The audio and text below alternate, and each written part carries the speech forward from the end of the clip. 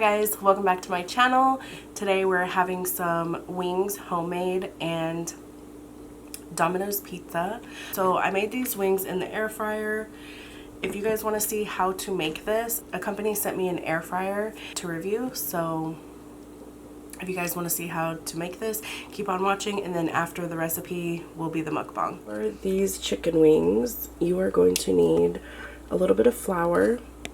To season the chicken, I'm using Lowry's seasoned salt, fresh cracked black pepper, and some garlic powder.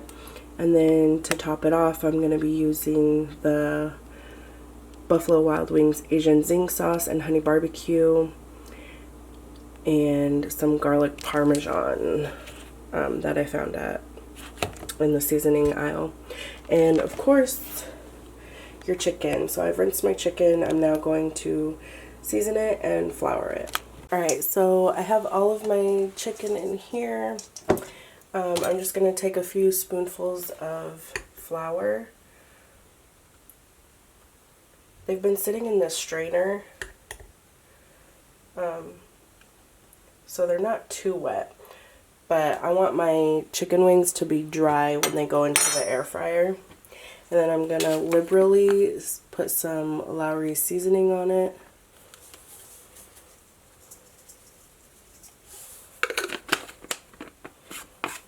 And I'm just eyeballing it. You guys can season your chicken however you want.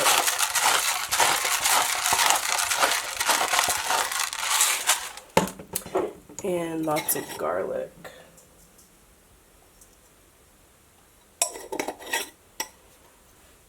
Alright, that's it. And then I'm going to put some gloves on. And by the way, this goes without being said, before you start cooking, you always want to have clean hands and a clean counter space, a clean workspace. And when you're working with chicken, you always want to clean up after yourself. You don't want to be spreading no salmonella. Okay, so I like to just get in here and kind of massage and just make sure all of the chicken gets coated with the seasoning and the flour. I have the chicken pretty well coated, well seasoned. You guys, this is the air fryer that we are going to be using today. The company actually contacted me and sent me one to review for you guys. The link will be down in the description if you would like to purchase one yourself. I have used this a few times already, and I can tell you that I am in love with it. It's big. It does take up a lot of space, so you're going to need some counter space if you're going to be storing it on your counter. But other than that, it works perfectly fine. I'm going to show you guys how I use it. But I love it because it's so deep. And I guess you can cook a whole like 4 to 5 pound chicken in here. I have yet to try it, but let me show you guys how this works. So we're going to push the button to turn it on, and then we're going to push the mode, and we use this dial to go to the chicken. It has it preset for 360 degrees for 25 minutes, but I like to preheat my air fryer. So we're going to change the time, and you'll see it's blinking, and we're going to do... we're going to preheat it for 5 minutes. That should be long enough for it to preheat to 360, and then push it again for it to start, and you'll see the fan go and the red light turns on.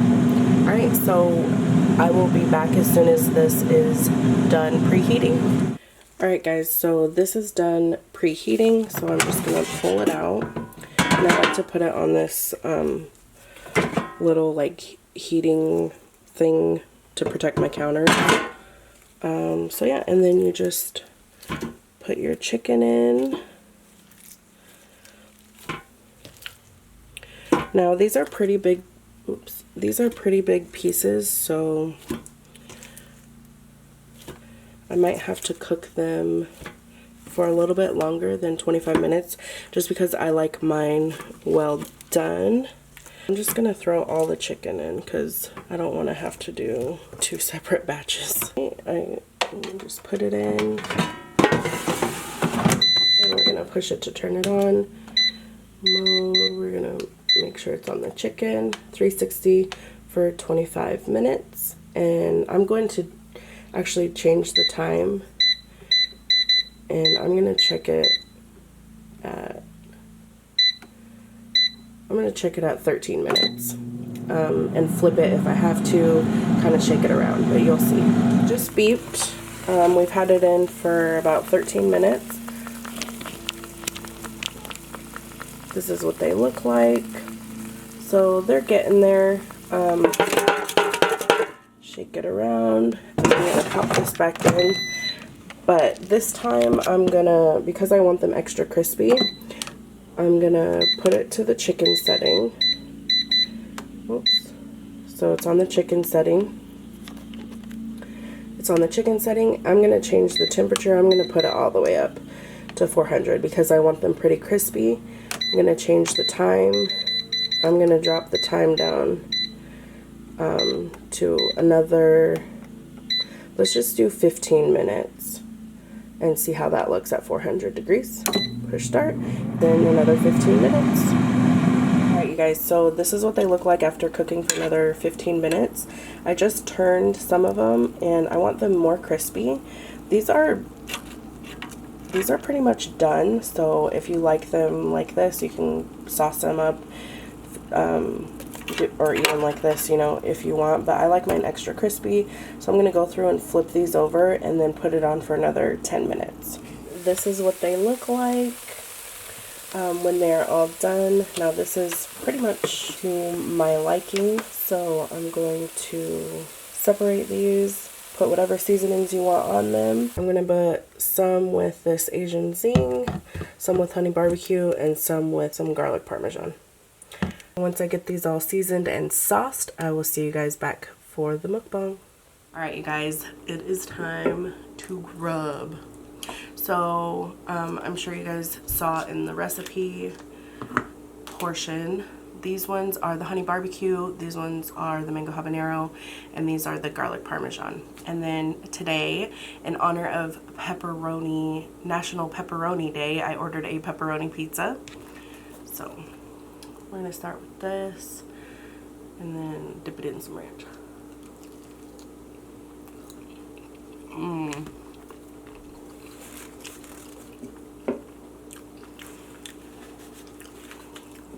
Today I'm drinking a ruby red grapefruit polar sparkling water.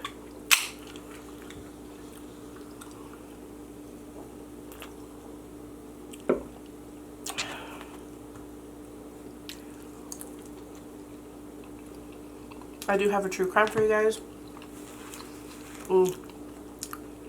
Before I go any further,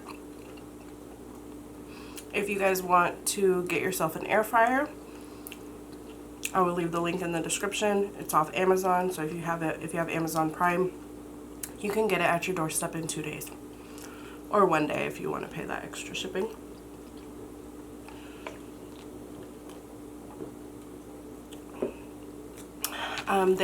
This brand has really good reviews, really good customer service from what I'm told.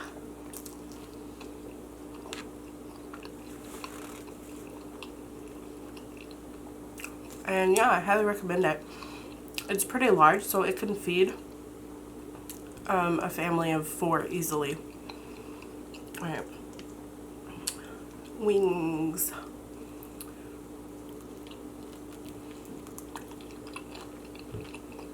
Oh yeah. So good.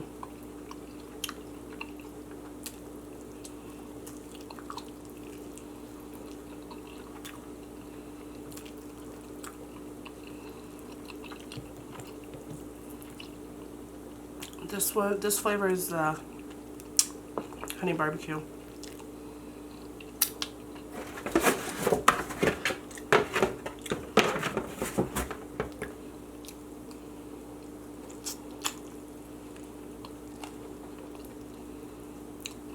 Alright. I do not like the cartilage.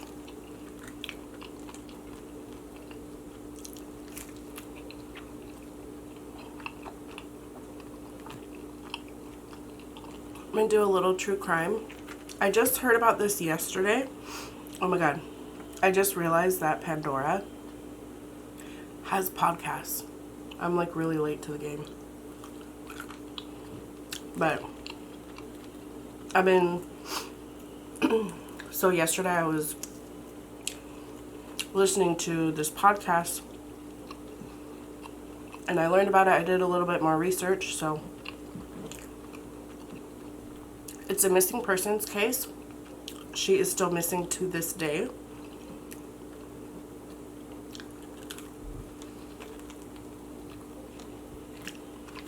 I don't really like the drumettes. These are pretty meaty though. Okay. It's the missing persons case of Nikki McCown. Nikki disappears 3 weeks before she's supposed to get married. Her fiance is Bobby Webster.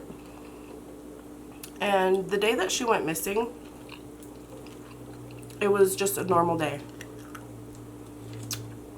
It was a Sunday. She would always went to the laundromat on Sundays to do laundry. And sometimes she would go to her sister's house.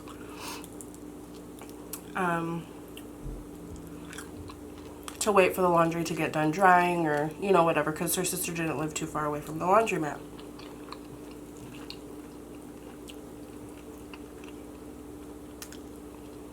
So on this day, Bobby was with one of his friends. He hadn't been sized for his tux yet for the wedding, so he was with one of his friends at the mall. And Nikki's only plans for that day was to go by a drugstore and pick up some makeup, or maybe it was the pharmacy. I don't remember. But that was her only plans for the day besides doing laundry.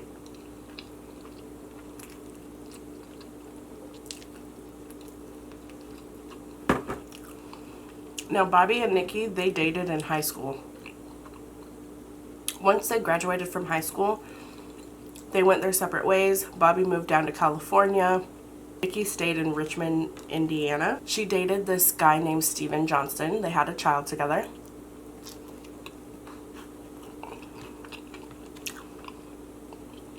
But they eventually broke up. Steven lived in Dayton, Ohio. He stayed there. Nikki moved back to Richmond, Indiana. So Nikki moved back to Richmond, Indiana, her hometown, and Bobby just so happened to move back as well. They got back together. It was like they realized that they never lost love for each other. A whirlwind romance, you know, and they immediately decided to get married. On the day that she goes missing, she goes to her sister's house and she mentions to her sister that there's a couple of guys that they just won't leave her alone. And her sister's like, who won't leave you alone? And she just nonchalantly brushed it off, like, oh, these guys, because she was a good-looking girl. So, you know, they were probably, like, catcalling her, you know, just making her feel uncomfortable. So, that's when her sister said, okay, go get your clothes. You can do them at my house. You're more than welcome to do them at my house. So that's what she did. And she left her daughter there. And her plan was to go get the clothes and finish them at her house, at her sister's house. A couple hours go by. Nikki doesn't show up. Bobby gets home, gets back to their house, and he sees that her purse and ID is there. Her car keys aren't there, but she just thinks, oh, maybe she's still out shopping, you know, doesn't think anything of it. So he sits at home. This was around 4:30. 5:30 goes by, she's still not home, so he decides to call his sister and her mom and see if they've heard from her. And that's when they tell him, you know, she was supposed to come. I have her daughter here. She was supposed to come back and she hasn't come back yet.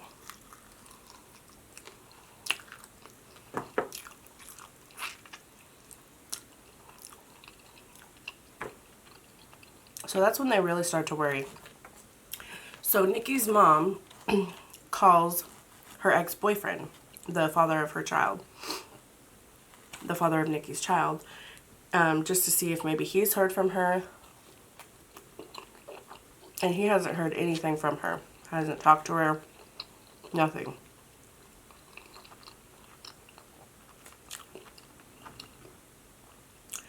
And that's when they go to the police station. They try to file a missing persons report, but because she's an adult, she has the own free will to leave on her own if she wants to. Because the cops were thinking, you know, this could be a case of cold feet. Maybe she just up and left, just abandoned her family. Maybe she was nervous about the wedding, didn't want to follow through with it, and just left on her own. But that wasn't the case. So they had to wait 72 hours. They left the police station, weren't able to file any papers. And so the next morning when Nikki didn't show up for work, that's when things really got serious. And they went down to the station. Nikki would never, she loved her job. She worked as a correctional officer, and then she moved her way up to like accounting or something, but she really loved her job, and she wouldn't ever miss a day of work.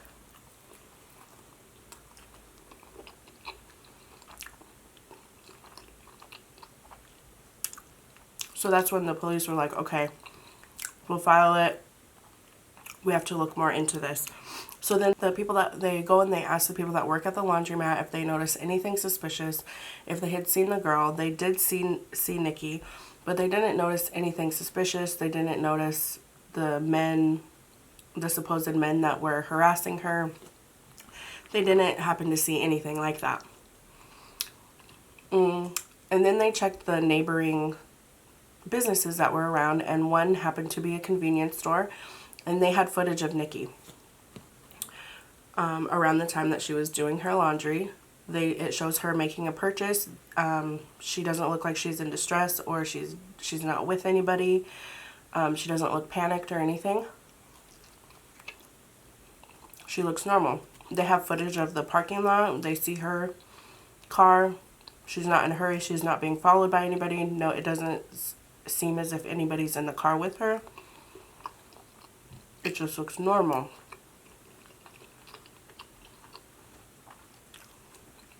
So the cops pay close attention to her bank accounts.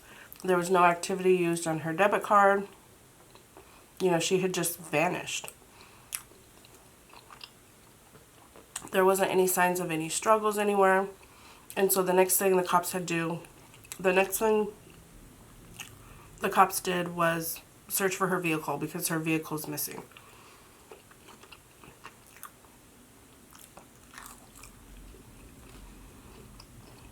Now, when a person goes missing, especially if it's an adult, the very first person that cops look at is the immediate family. If they're married, if they have a boyfriend, they'll look at the significant other. So that's what they did. They kept an eye on Bobby's movements, his actions, and some of the stuff he did was pretty suspicious. Nikki was attending classes, and this was 3 days after she was reported missing. Bobby is making phone calls to the venue where they're supposed to have their wedding. He's supposedly canceling, trying to get money back. He's also trying to trade his wedding rings back in to get the money back for that. And he also calls Nikki's school to try and see if there's any tuition for him to get the money back. Now, I guess the classes that she was taking, her workplace paid for that. So there was no money for him to get back for that. And Bobby claims that that's not what he was doing at all. He said he just called the venue to let him know, you know, hey, something's up, she's missing, you know, we might have to change the date, you know, there could be a delay in some things. This is what he claims. He said the wedding was never canceled. And then as far as him turning the rings back in, I guess the rings were on layaway. according to him. So there wasn't any, if he was to get money, it wasn't going to be that much. But he said the reason why he was calling those places trying to get the money was because he wanted to get money together for a reward. Yeah, so those were his excuses. Now, this was in the media, and I guess Bobby's actions continued to stay a little bit suspicious, because when they would go out to do searches, he would be dressed up really nice, whereas Nikki's mom and sister, they didn't care about what they looked like, you know. They were just there to find their sister and their daughter. And they think he was just dressed up nice for the cameras, you know, to look good for the cameras. Bobby also took a lie detector test willingly, but it showed deception. I'm not sure what questions were asked, but it showed deception. So that immediately put Bobby at a person of interest. Not so much a suspect, because there was no body, no evidence, no physical evidence to tie him to anything. You know, she could have just easily ran off.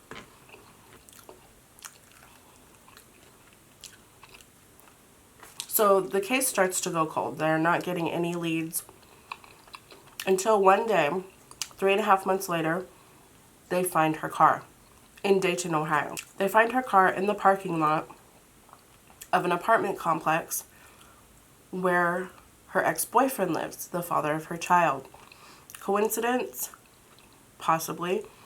When they find her car, they take it in for testing. There's only her DNA in it. There's no blood. You know, they check it. Everything's normal. The seat is pushed to, whereas if it was somebody's Nikki's size would have been driving it. And she was a pretty petite girl. But yeah, there was nothing strange about it. In the back seat, there was still a basket of laundry folded. Clean laundry and folded in the back seat. As if, you know, that's how she would have left it the day that she went missing. Let's get a flat. So yeah, that raises eyebrows to her ex-boyfriend, Tommy. Oh no, not Tommy. Steven, her ex-boyfriend Steven, the father of her child.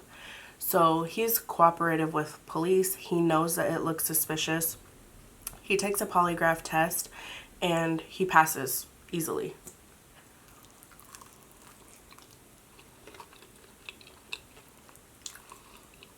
So because her car was found in the same parking lot of his apartment building, he's considered a person of interest.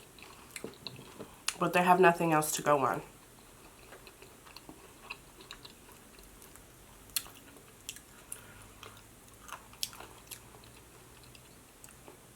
Police start to dig further in, you know, as to why else would she be there.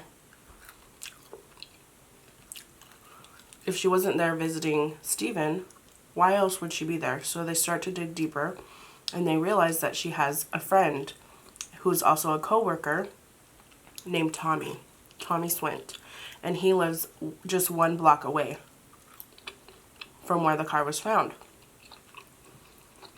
There's rumors that Tommy Swint had always liked Nikki. Well, they're not rumors, they're facts.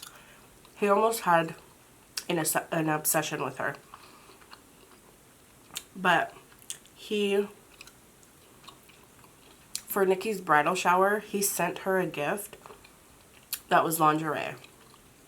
So her family thought that was a little creepy. Now what makes this even more interesting is a while ago, Nikki had visited her at her apartment, and she had left and come back. Now, when she had come back, she could hear a scream coming from her apartment. And right when she opened her apartment door, she saw Nikki sitting on a couch with Tommy hovering over her. And Nikki had like her knee into his chest, like trying to get her off of him. And as soon as Nikki opened the door.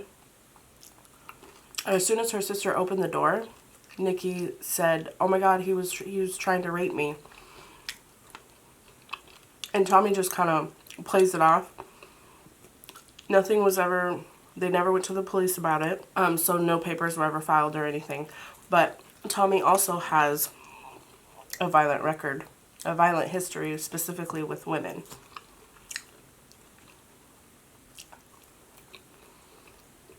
Once police found out about Tommy, they would question him. He didn't seem very cooperative right off the bat. He just seemed a little sketchy. When he was asked questions, he would just kind of beat around the bush and change the subject. So he was also listed as a person of interest, and the case continued to go cold. There was no more evidence, nothing else.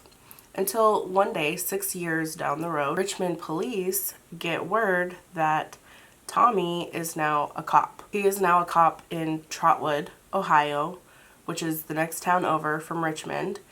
And being a person of interest in a homicide case or a missing persons case, they went and spoke to the Trotwood Police Department to see if Tommy disclosed that information before he was hired on. And sure enough, he didn't. Tommy was then given the option to resign, which he did, but then he later filed a lawsuit against the police department for wrongful termination, claiming that he was never notified that he was a person of interest in Nikki's missing persons case.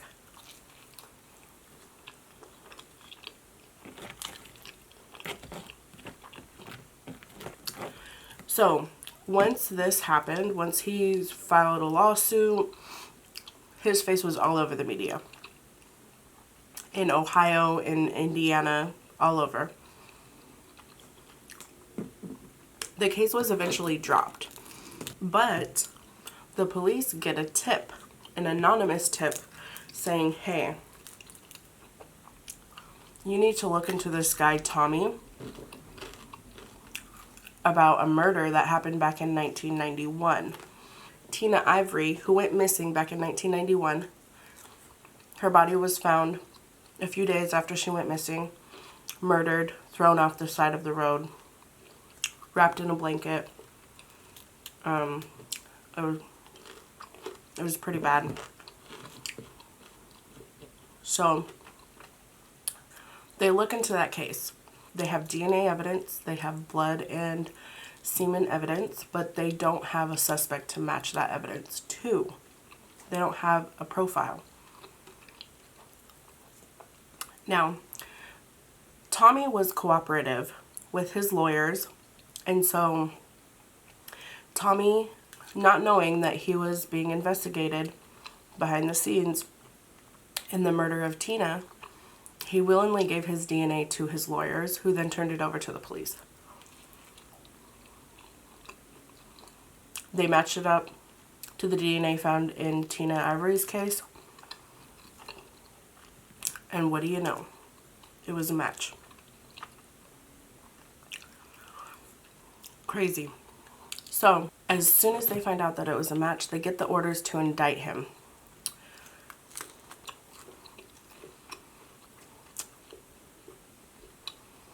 They pull up to his house, whole squad and everything, ready to arrest him for the murder of Tina Ivory. As cops roll up onto his property, they hear a gunshot. When they open the door, they find Tommy laying in the middle of the room, gun in hand, gunshot wound to his head.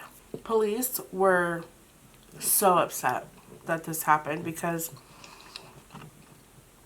they were thinking, because they had him on, they got him for the murder of Tina, that maybe he would speak up and give some sort of clue as to what happened with Nikki, if he had anything to do with it. But they never got that chance to do that. And it's just like, whoa, like they're at a stall now. They haven't received any tips. The case has gone cold. They're still not anywhere closer to this day to finding Nikki. Her daughter turned 26 years old last year and has a daughter of her own and still doesn't know what happened to her mom.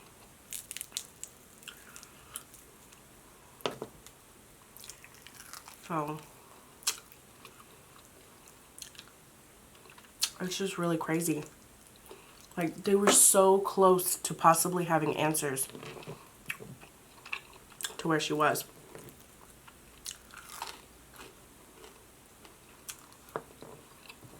Now, I've seen people say, you know, if he was so sloppy about the murder of Tina, maybe that was the first time. You know, maybe he wised up and knew what to do better the second time around. Or he could have possibly been connected to other women that went missing around, you know, that same time. But we'll never have any answers now. It's just so sad. So crazy how close they could have been.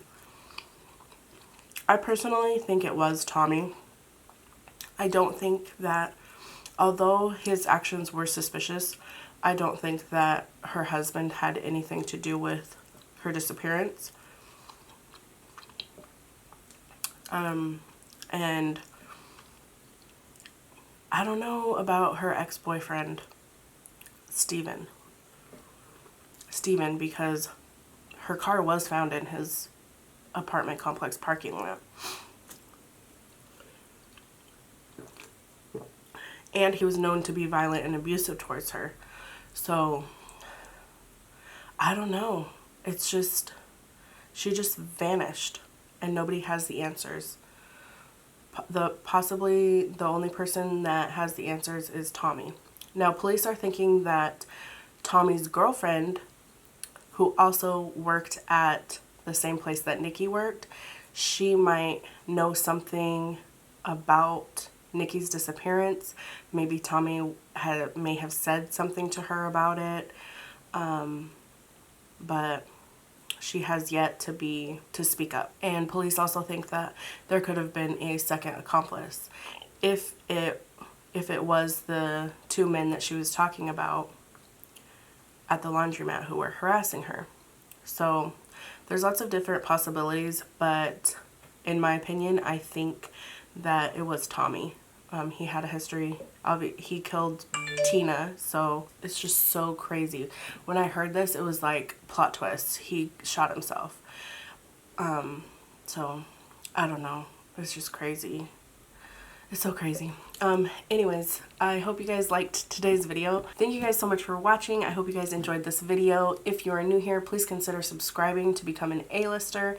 Leave me a comment down below. Set the notification bell to all so you receive a notification every time I release a new video. Alright, it was so good eating with you guys, and I'll see you guys in my next one. Bye!